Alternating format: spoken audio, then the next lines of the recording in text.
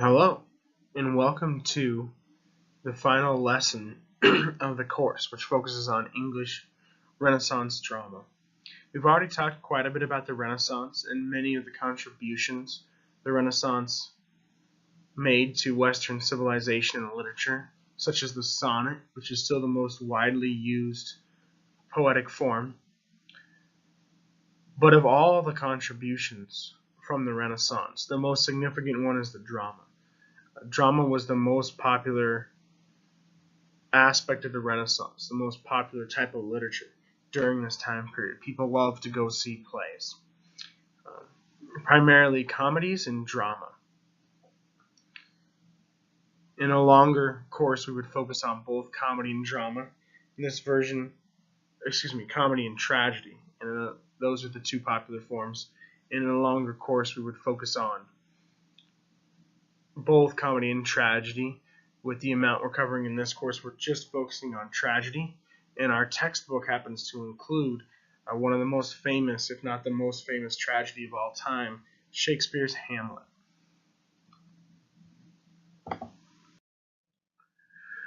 Here's a image of Benedict Cumberbatch playing Hamlet in one of the more recent film versions. There are a lot of great film versions out there of Hamlet, and drama was really meant to be seen and performed. During the Renaissance, people would go see plays performed, and a big part of it was the fact that anyone could see these plays, at least in England. Up to this point, because the majority of the populations throughout the world were illiterate, literature was reserved mainly for the educated upper classes. But thanks to Shakespeare's Globe Theatre during the Renaissance, which had an area called the Pit, where you could get a spot, standing room only, for a penny, the working class, the middle class, anybody could go see Shakespeare's plays and the other plays of the English Renaissance. And so drama was very popular, and it was meant to be seen, meant to be performed, not necessarily to be read. Unfortunately, the best exposure we can have to it in a course like this is reading in the textbook.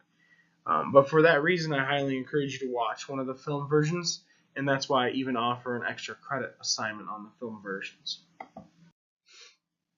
I'll talk about some of the themes of the Renaissance so far.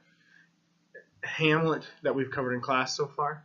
Hamlet is a universal play that transcends the Renaissance, that deals with issues that would appeal to almost anyone of any age, race, gender, religion, cultural background. It's one of the most universally appealing plays because of its story of family and the struggle for revenge and to honor your family that's at the heart of it. But at the same time, it's also a play very indicative of the Renaissance. So as we close out the class here, recapping what we've learned about the Renaissance over the last few weeks will be helpful to understanding Hamlet. Remember the three I's of the Renaissance I mentioned before: individuality, interiority, and identity. As I mentioned, with the rise of humanism and a move to focus on more earthly things rather than the afterlife, in that transition from the Middle Ages, people began to really think of themselves, for really one of the first times in Western civilization, as individuals rather than just being part of a larger nation. That led to a lot of focus on interiority, what was going on inside the individual's mind, even though the profession of psychology wouldn't be invented, or at least named that, for a few more centuries. The idea of what was going on in someone's head started to kind of come into play during the Renaissance, as well as how people presented themselves. The term self-fashioning was used to describe the intentionality someone put behind presenting themselves to other people so they'd be perceived in a specific way, often conforming to the codes and values at the time. So Hamlet greatly deals with these issues. Claudius very intentionally fashions himself to appear a certain way so that he can maintain his power as king after he seizes the throne. And Hamlet fashions himself against the values of the day as part of his plan to dupe everyone into believing he's psychotic. And Hamlet is also probably one of the most psychologically driven plays. The psychology of the characters is absolutely fascinating. So it embodies those values of the Renaissance. And there are others too, but we'll get to those on the next slide as we talk about context. It's important to note that Hamlet was composed in Elizabethan England. Queen Elizabeth was born in 1533, and she ruled from 1558 to 1603. And the exact dating of Shakespeare's plays is not precise because, as you see down below there, they weren't actually published. They were only performed before his death, so they weren't actually published until after his death. But most scholars believe Hamlet was written sometime the very beginning of the 17th century, toward the end of Queen Elizabeth's reign. While Shakespeare did write some of his plays later on, a little bit later in the 17th century, under the next ruler, Elizabethan England was very much the backdrop of almost all of his work. And Queen Elizabeth herself was a highly significant, influential figure, considered one of the greatest rulers in the history of England. She was the daughter of Henry VIII, who was a very self-focused ruler, concerned more with procuring an heir than perhaps governing in the best way possible. But he never was able to procure a male heir, so Queen Elizabeth stands out as the first female monarch of England, which is hugely significant. And people saw her, rightfully so, as a great ruler, as they still do today.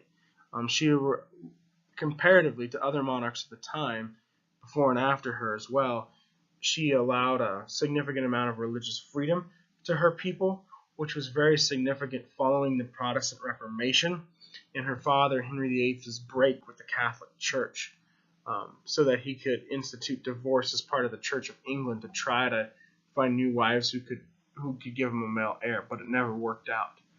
And so England was at a point of religious tension here, which is another one of those themes of the Renaissance I was alluding to on the last slide we get to later. A point of religious tension, because they were no longer considered a Catholic nation.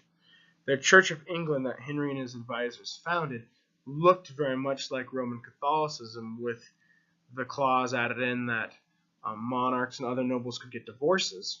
The males could, at least. They could precipitate the divorce. So to us today, it would look very Catholic, very Roman Catholic, but because Henry had broken with the Catholic Church at the time, it was considered more of a Protestant nation and a new, young Protestant nation. As I mentioned on an earlier slide, England didn't really start coming together, forming as a nation until 1066, so it was still a young nation at this time. And although over the next 300 years it would become an incredibly powerful empire, in the 19th and early 20th century would be the largest empire in the history of the world. Here, 300, 400 years before that, it's still a relatively small nation, especially compared to its neighbor Spain, who was an incredibly powerful empire, as we learned in the last lesson. In England, under Elizabeth's leadership, had fended off the Spanish Armada several times at this point. So it was seen as a heroic small Protestant nation by its European neighbors for successfully fending off the Spanish Empire. But that doesn't mean that everything was stable and secure either. As I mentioned just a minute ago, it was a time of religious transition and tension.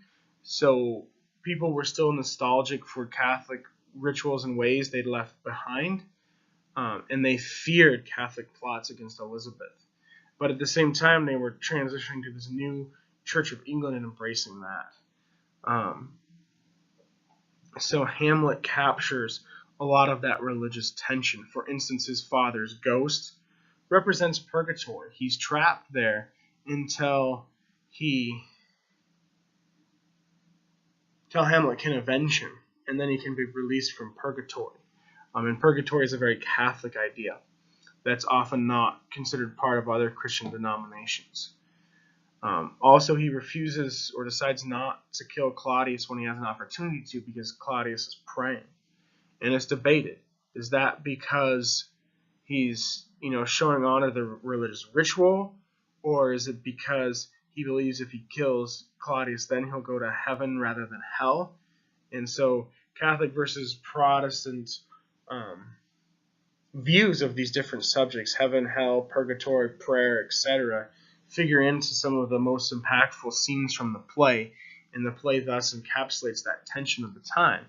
And even though this struggle was somewhat unique to England, certain aspects of it were more universal throughout Europe and the Western world because of the Protestant Reformation and because of the general turn from a focus on spirituality and the afterlife in the Middle Ages to a more earthly focus in the Renaissance. So this is another way in which Hamlet captures Renaissance themes and values.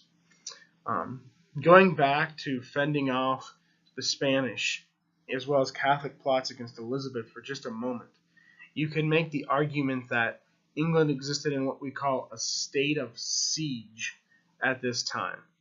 That term state of siege, which our textbook uses, refers to the idea that they'd enjoyed victory, but they were living under the constant fear that they would soon be attacked again. They never were able to feel completely comfortable.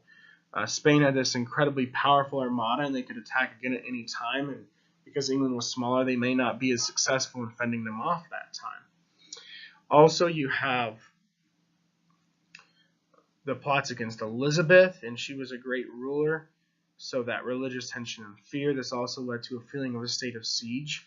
And Hamlet, the play, is very much a play that depicts a kingdom in a state of siege.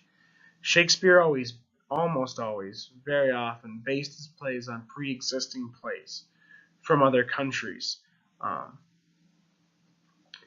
They often weren't the most well-written plays, so Shakespeare really put, his touch, his flair to just be able to write beautifully on these plays as he updated them, changed them, and retold them in his own really different, significant ways. But there was always that source material. And that source material helped him to do a couple of things. One, distance himself. So if he's talking about the politics of England, if the play's not set in England, that, gives him a little bit of flexibility to be, do what he wants. And then also, it gives him this great source material on which to draw. So Hamlet is set in Denmark because his play is loosely based on a play from Denmark of the same name. But the court of Elsinore in the play looks so much like an English court. It basically is England just called Denmark. And so by depicting this kingdom that is very much unstable, really in a state of decay, the line there, something rotten in the state of Denmark, is very pertinent. Shakespeare encapsulates that state of siege that England lived in during this time. And again, this was kind of a widely universal thing during the Renaissance. It was a time of great war and conflict, not unlike the Middle Ages in many periods throughout history. So Norway here in the play, who Denmark had enjoyed a recent victory over Norway, and Hamlet's father, Hamlet, defeated Fortinbras' father, also named Fortinbras, like Hamlet's father, in combat, and Denmark has newly acquired territory from Norway. But Norway could attack again at any point, and we see Fortinbras fighting throughout the play. So Norway could very much represent Spain here, and a feeling of a state of siege. So a lot of background and context there to kind of fill you in on how this play encapsulates the themes and values of the Renaissance period, and it's very much a Renaissance play. But it's also a widely appealing play that all kinds of appealing qualities. So that people from any generation could relate to. So we'll get to those in a minute as we transition to the questions and dive into the text itself. First, I'd just like to show you a few other points here about Shakespeare. We already mentioned the globe and how it was open to all social classes. Shakespeare lived from 1564 to 1616. His plays were performed during his lifetime. He was very active in the theater and even starred in some of his plays, but they were not published until after he died, posthumously collected by his friends and family in the first folio. And then finally, a soliloquy is a long speech spoken by a character, usually when they're alone, oftentimes when others have left the stage. So it's just the one character, one actor there speaking. And Hamlet is very different from most plays because it features a high volume of soliloquies. It's probably the most famous play for soliloquies, and the soliloquies are part of what has made it famous. Most plays usually last 1 to 2 hours and are designed to captivate the audience's attention, like Oedipus and Antigone, and they're very suspenseful and exciting. Hamlet is an amazing play. It's complex, it's intricate, it's psychological, it has these wonderful ideas, so many different things to explore. But in terms of just purely watching a play, it's slow-paced. The plot is kind of chaotic. It jumps around from scene to scene and character to character without a lot of cohesion. And so it almost reads more like a novel, even a disorganized one at that, than a really intricate, tightly woven play like Oedipus or Antigone or some of Shakespeare's other works, such as King Lear and Othello. And it actually is 4 hours long. It's over 4 hours long to read the whole thing. So, 2 to 3 hours more than most plays. It's very rarely performed in its full text. Certain parts are often edited out when it's performed today. In the only film version to do a full text and not leave anything out is Kenneth Branagh's version from the 90s, and that is, I think, 4.5 hours long. So it's not a traditional play in terms of the pacing and timing, but it has these soliloquies, the most famous one being the to be or not to be speech, which has so many famous lines in it. Obviously, the opening line, which has been parodied numerous times, but others like perchance to dream, what dreams may come, all of these things. It's essentially a speech where Hamlet contemplates and debates suicide and decides to push on, which relates to the pacing of the play. So he considers killing himself rather than carrying on with his father's mission to avenge his father, and decides not to. But as he's contemplating, it produces some of the most interesting psychological reflection and interesting lines in drama. And Hamlet's wavering there, this consideration of perhaps not carrying through with his mission of revenge, leads to that pacing of the play. Hamlet does that numerous times, and that's one of the reasons why the play is longer, one of the reasons why some people say it's not as suspenseful or as exciting as most tragedies. And so we have a very unique play here, a play with different pacing, more soliloquies, greater psychological depth than most plays. In that sense, it's almost like a novel, but it still is a play, so makes it really fascinating.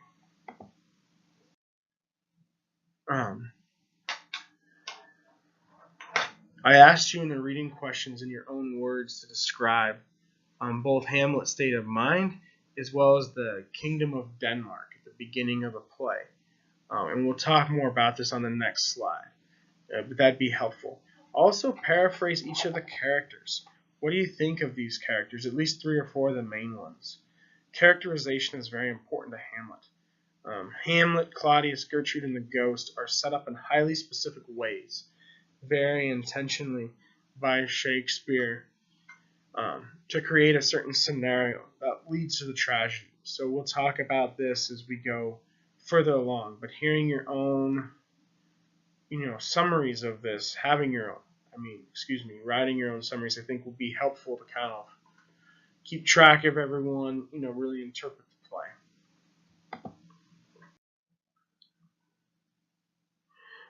So let's start with Hamlet in terms of talking about the characters. He is set apart here. It's only 2 months since his father has died, and he's come home from school both for his father's funeral and for his mother's wedding. And her marrying the father's brother only 2 years after the funeral, or 2 months, excuse me, after the funeral, is very off-putting to him. And what's even more off-putting to him is the fact that no one else in the kingdom feels this way. They don't also see it as a problem. Um, and so, for instance, in one of the film versions, Kenneth Branagh's version, it opens with a wedding ceremony, and everyone's wearing white, this beautiful wedding ceremony, and then Hamlet standing there in black, still mourning, still wearing his mourning clothes for his father, and that contrast of the white versus black shows how Hamlet is in a different state of mind from everyone else in the kingdom. And he makes these comments.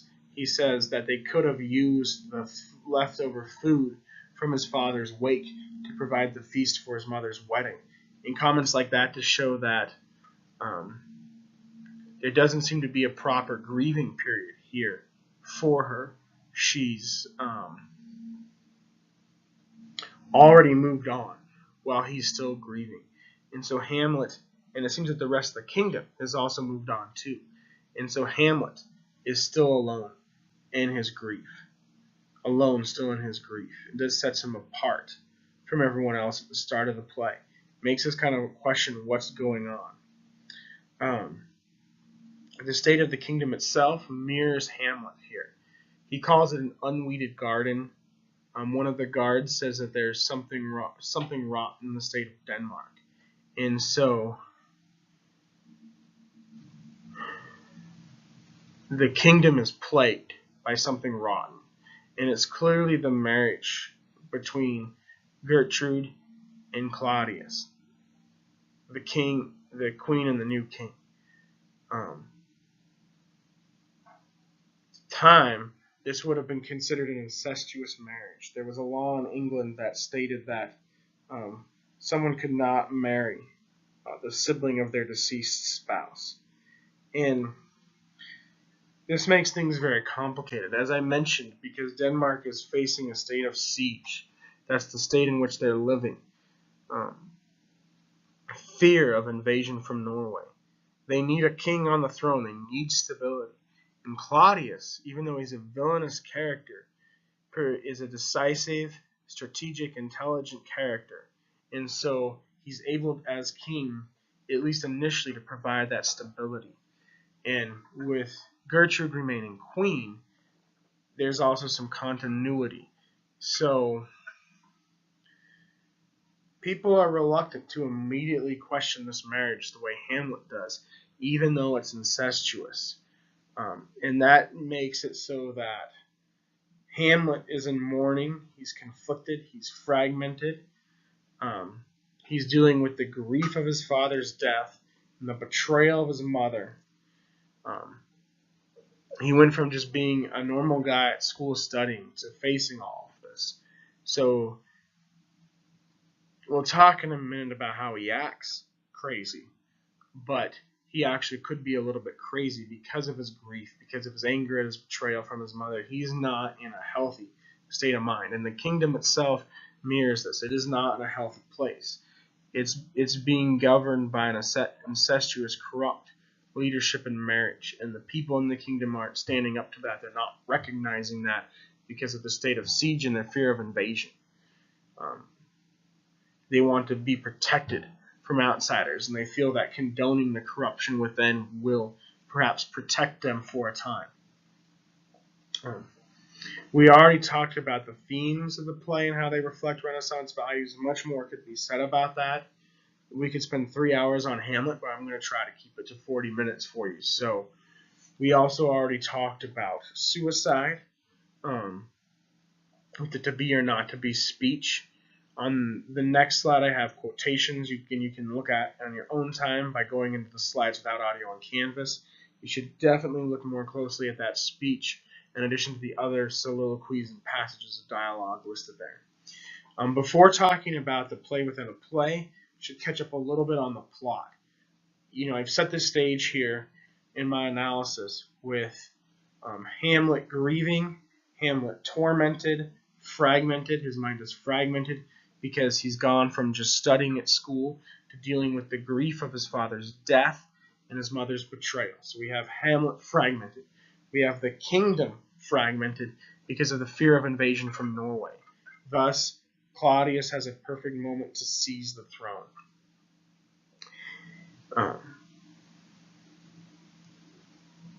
And in England at this time, you had a situation where after Henry VIII couldn't produce a male heir and Queen Elizabeth became the first female monarch, some kind of instability or questioning of who should be king. How do we decide that? It wasn't as clear cut by birthright and divine right as it was in the past. And so Hamlet addresses this. Who should be king? Hamlet is a 31-year-old man. He's away at school studying, but he's 31. He's not a young man unfit to rule necessarily. He could be next in line to be king. But Claudius, after poisoning Hamlet's father, quickly seizes the throne and marries Gertrude. He has to marry Gertrude to kind of ensure he maintains his position. And Gertrude herself here, if it were a happy tale, and Hamlet were to become king and marry Ophelia and have kids, Gertrude would become the queen mother and no longer be queen. So her marrying Claudius, it really does not seem like it's out of love.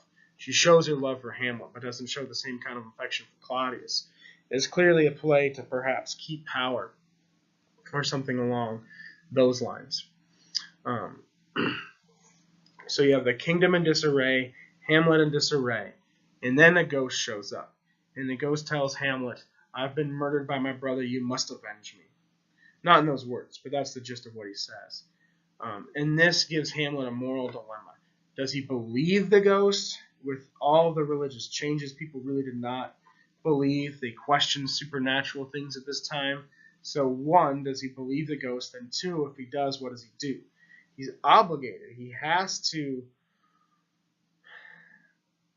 avenge his father, help get his father out of purgatory. But he knows very well it may cost him his life, because whether he's rightfully king or not, Claudius is king. And going against him, opposing him, could very well mean Hamlet's downfall. So that's why he proceeds so cautiously and constantly wavers in his decisions, his willingness to follow through on his plan for vengeance throughout the play. His initial reaction, though, is to think, how can I prove this? How can I verify what the ghost says? And so he has two plans. One is to feign madness, to pretend to be insane.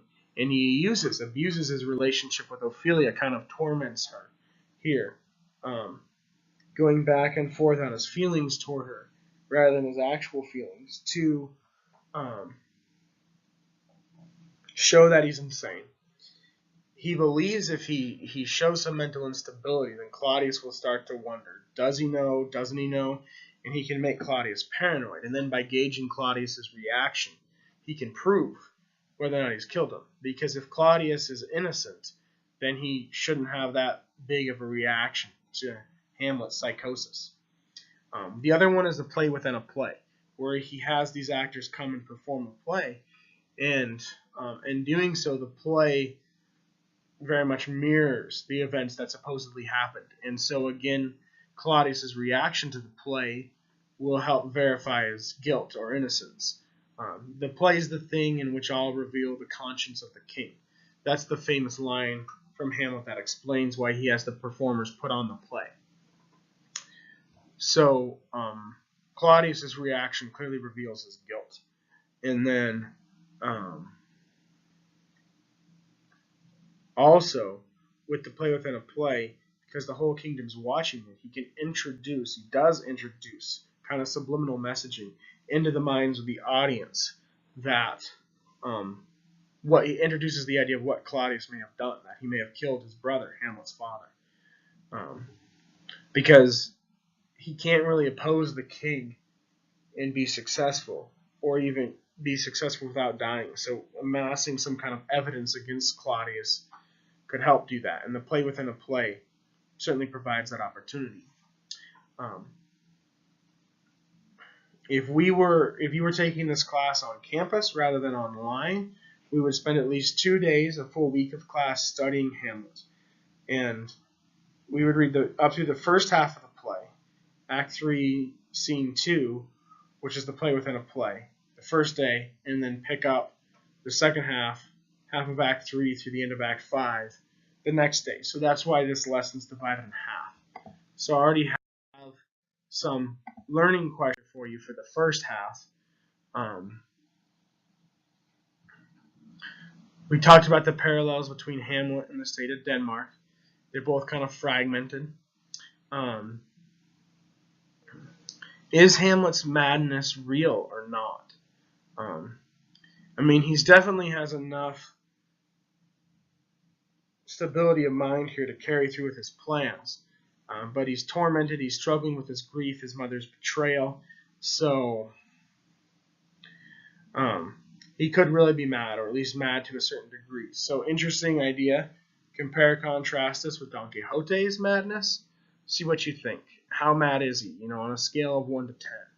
Some people believe he's barely mad at all. Others believe he's pretty insane. Most believe it's somewhere in the middle. I'm curious to hear what you think. Also compare this with the other plays we've read to see how suspenseful it is. That'd be another option. It's certainly interesting to read. Is it exciting to read? Two very different things. What do you think of that? So as I mentioned, this is divided into 2 parts because of how I would teach it on campus, but the same total amount of time, 1 week of class. Here's another great scene from one of the film versions, Kenneth Branagh, where he's playing with the skull. And that gravedigger scene where he comes back from his trip abroad, hears of Ophelia's death, and realizes, because he's about to confront the king, that he may very well die soon too. So this is kind of this morbid scene, where the play meditates on life and death quite a bit. This is one example. Here, if we were in class, I'd have you recall the themes of the play and use that as a springboard for discussion. And then think back to Aristotle and the outline for tragedy. Character, flaw, reversal, recognition, and catharsis. Does the play follow these? Does that make it exciting or not? That's a question we'll come back to. We've already covered the background and context, so we can just dive into the play where we left off. Some things to think about. What changes does Hamlet go through? He contemplates not pursuing this mission of revenge the ghost has given him several times, but then decides to carry on.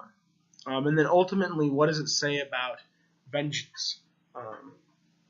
It's a play of revenge. There are so many issues: family, love, betrayal, religion we could talk about, but vengeance seems to be the most central theme at the heart of the play. And it seems like a moral play as well.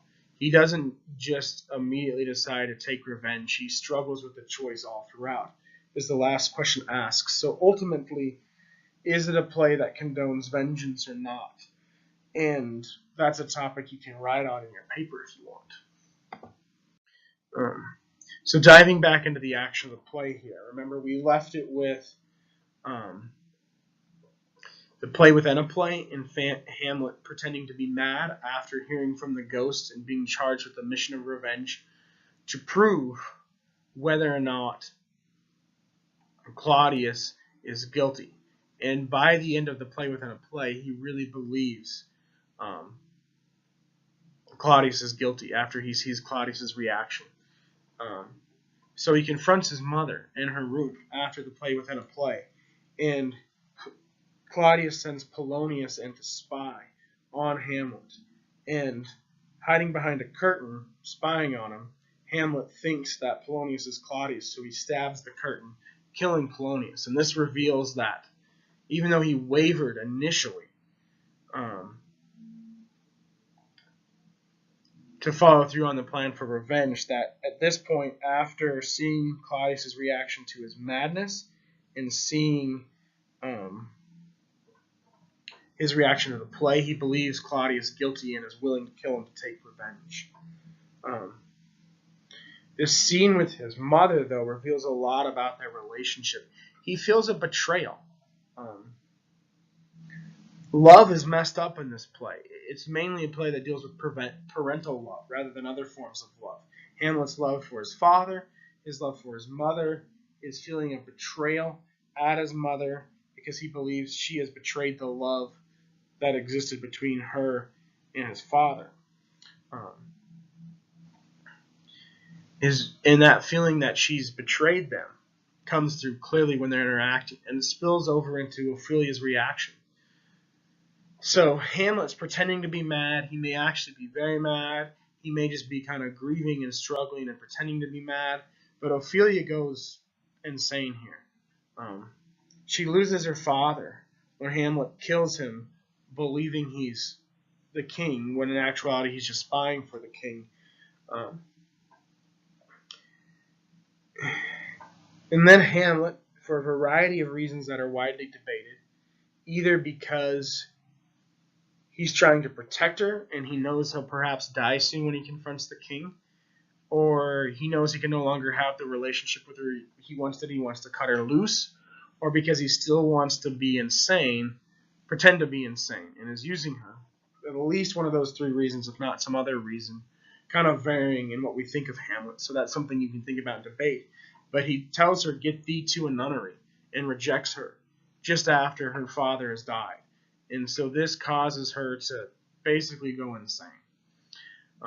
And so, we have the background that before the play opens, before Hamlet returns from school because his father has died and his mother has married his uncle, that he really did love her, really did intend to marry her, and it would have been a fairly normal courtship for people their age at this time. But love is corrupted in this play. The best example he knows of love, the relationship between his father and his mother, is completely betrayed by his mother when she marries Claudius, the new king. And so that probably distorts and corrupts his view of love and makes it unable for him to see love accurately or believe love can exist or have a loving relationship. So I think that's why he treats Ophelia the way he does, even though he's pretty harsh to her. And then he leaves. He goes back to school, or heads back to school. Rosencrantz and Guildenstern, his friends from school, who arrive supposedly to comfort him in his grief, but really function as spies for Claudius, have orders for the King of England to have him executed. He's returning from Denmark to England where he was going to school. And Hamlet switches the orders and has them killed, which could be a whole other kind of moral thing we could discuss. But he also, while traveling, sees Fortinbras. And Fortinbras, the former prince, now king of Norway, whose father was defeated by Hamlet's father, is fighting some battle for a small piece of land as Hamlet and Rosencrantz and Guildenstern are journeying to England.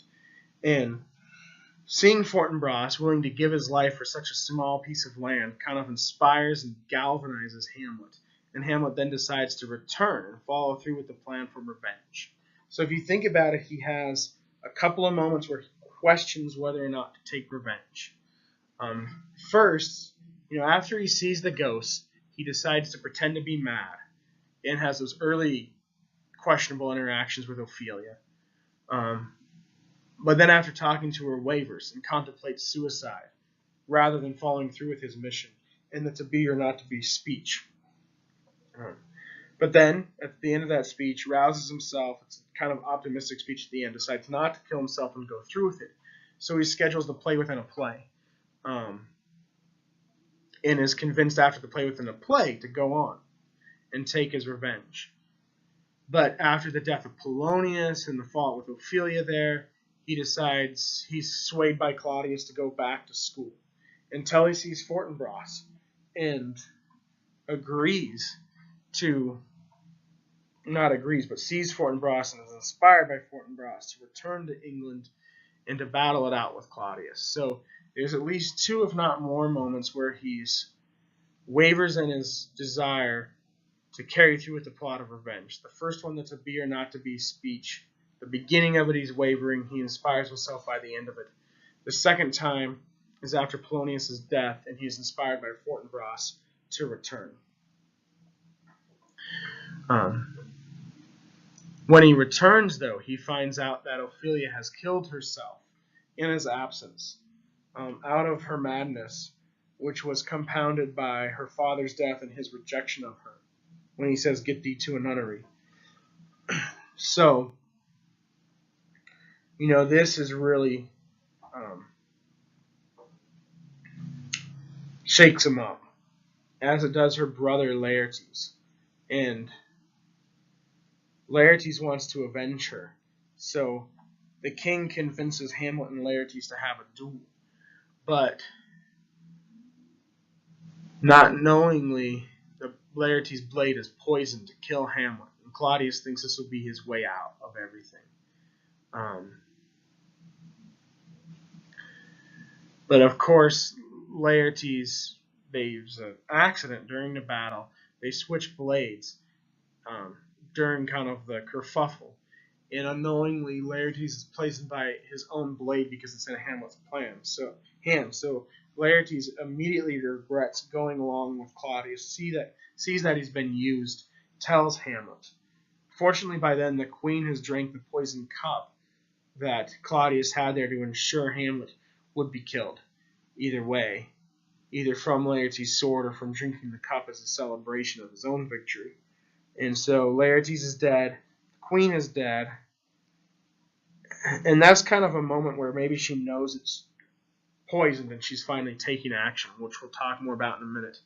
And Hamlet knows the king tried to trick him there and finally carries through with his plan of revenge, brutally stabbing the king with the poisoned blade and forcing him to drink. Which brings us to the final scene of the play. But in order to talk about the final scene of the play, I want to look at questions here. The first one is gender roles. Shakespeare is known for being very progressive when it comes to gender roles. He often, in his other plays, portrays strong, independent, autonomous female characters. In numerous plays, such as The Merchant of Venice or King Lear, it's the female character who saves the day. And while everyone else all the men are being foolish and making mistakes, the female character in those other plays has her act together and rescues everyone, saves the kingdom. Sometimes they even have to dress up like a man to do it. So this play is kind of anomalous in that the roles for women here seem very limited.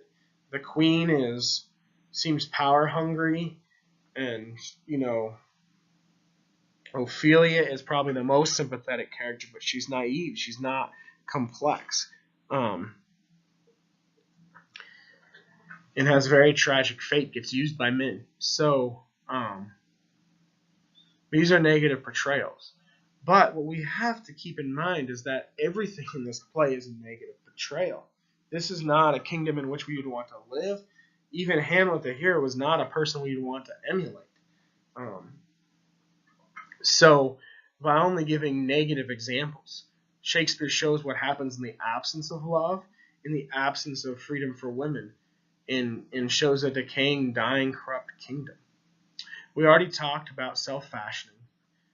We already talked about the steps of Aristotle's belief about what makes a good tragedy, and this play kind of plays with them. It's perhaps not as exciting to watch as one that follows these closely, but still has elements of them. And finally, the final scene here. Fortinbras arrives from Norway and Denmark. Hamlet is dying, and he tells Horatio to make Fortinbras king. And Fortinbras has kind of a formal, honorable burial for Hamlet, and the play ends. And this is really significant. Fortinbras is an incredibly minor character who receives very little attention, but he's an incredibly significant character. As I mentioned when talking about the gender roles in love, this is a corrupt, decaying, unweeded garden with something rotten. It's not a great kingdom. And the whole royal family has just taken themselves out. So it's clear that help should not come from within, and they need an outsider to rule. And so we don't know anything about Fortinbras other than that he was willing to die for what he believed in, for his own kingdom. And Hamlet sees that as a good enough quality, the fact that it inspired him to go back and carry through his revenge, that he makes Fortinbras king at the end. when Fortinbras arrives just as Hamlet is dying. So you have Hamlet recognizing that an outsider should be king. It's almost a very cosmopolitan idea. The idea of acting for one's family, avenging one's family, is more of a universal thing that transcends, say, just Denmark or Norway, transcends this play, makes it a universally appealing play. And Hamlet sees that in Fortinbras, so he says, make him king. There's also the recognition that the kingdom is corrupt. Claudius would not be a good ruler. Claudius is intelligent and cunning and Machiavellian and decisive, but morally corrupt, willing to kill his own brother to get what he wants. If he didn't have that aspect of his character, he'd be a good king. Hamlet is willing to fight for his family, willing to die for a cause greater than himself, but is prone to emotion, uses people and abuses them. He would not be a great king either, despite many of his great qualities. So he recognizes, perhaps his best quality is he recognizes that an outsider should be king.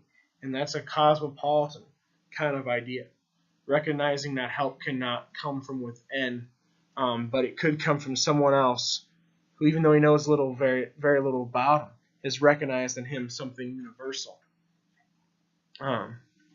So that's my take on the ending of the play, which is, needless to say, a complicated ending open to a wide variety of interpretations. I'll just add a couple of things real quickly and wrap up the lesson. Hamlet is a very complex character. Over this course, we've looked at some of the earliest examples of literature, and we've watched how protagonists have grown over time.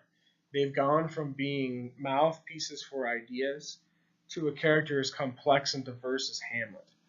The literary critic Harold Bloom argues that in a book called Shakespeare, The Invention of the Human, that Shakespeare was the first author in Western literature to portray characters as fully human. Rather than allegorical or being mouthpieces for ideas, they are flawed, they are troubled, they are complex, they change their minds like real human beings. And while I don't necessarily completely agree with that, it's certainly the case with Hamlet. He's this fully fleshed out, complex human character, certainly the most complex one we've seen this quarter. So that's one thing. And then the last thing I'll add is that it's a moral play about revenge. Does it condone revenge? I don't have that question on here for an answer on the discussion board because it's a question you can answer in your paper. It'd be easy to say that it doesn't, because Hamlet pays the ultimate price for taking his revenge, knows all along that could be the price of his revenge, and wavers in his decision before that reason, and also has to use people and cause collateral damage, such as the death of Ophelia, to make his revenge happen. So you could certainly say no, it doesn't condone revenge for that reason. But at the same time, Hamlet's doing what he believes is necessary for his father, is willing to die for that greater thing, and does. He follows through with it. So you can read it either way. It kind of depends on how noble of a person you think Hamlet is. And I'll leave that for you to decide, because that's the great thing about this play, is it's so complex that it's really open to interpretation. Shakespeare does not spell things out for you. He forces you, the reader, to decide for yourself. And I'm really looking forward to hearing your thoughts on that, both on the discussion board and in your papers if you decide to write on this play. So I'll just conclude real quickly by saying thank you for a great quarter. I've absolutely enjoyed our class together. Loved reading your ideas. I hope you've enjoyed the class as much as I have. Thank you for a great quarter.